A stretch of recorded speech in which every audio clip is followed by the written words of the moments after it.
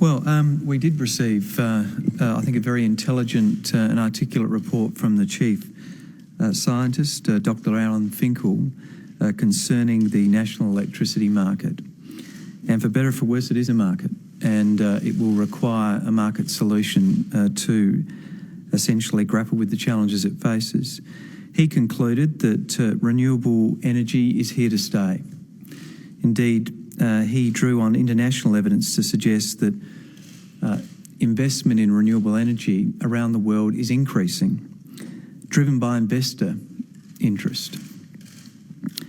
Part of that is because the cost of renewable energy is falling and is now comparable with new coal-fired generation.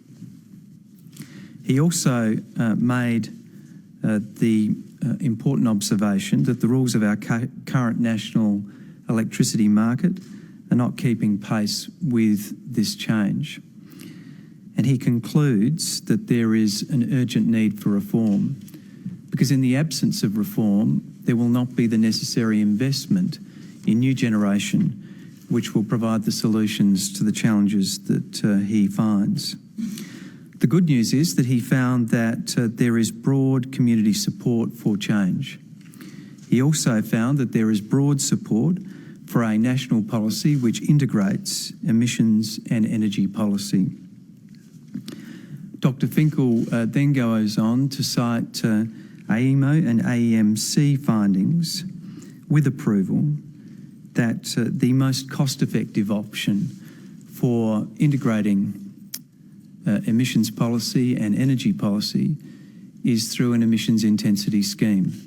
And he reaches that conclusion because he believes that that will lead to the most investment in renewable energy technologies, including lower emission technologies such as transitional fuels such as gas, ultimately leading to more stability in the network and lower prices in the network. So given the quality of this report and its broad support from a range of experts, and indeed from just about every industry group except the coal industry, it was disappointing to see earlier this week the Prime Minister rule out an emissions intensity scheme as being part of the work that could occur. We believe that we should be basing our decisions in this area on the basis of evidence. And indeed, the Prime Minister himself, before he ascended to this role, said these words: "Mature evidence-based policy communicated to voters through sophisticated explanation rather than infantile slogans would be the mark of his leadership." And that's simply all we're asking for here. This is complex public policy. It is easy to scare people.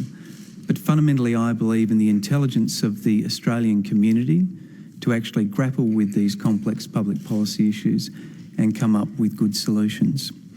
Can I also say that we had the opportunity to discuss today the Murray-Darling Basin Agreement, and we've seen the disappointing remarks that were made by the Water Minister, Barnaby Joyce, walking away from his commitment to implementing that plan. I do welcome the fact that the Prime Minister stepped into this space, and we now have an agreement to produce a series of projects which will deliver essentially the nature of the agreement, which is the 3,200 gigalitres or its equivalent down the river to keep the river healthy. That will come back in April, and obviously it'll be the projects that will determine the level of commitment to the implementation of this plan.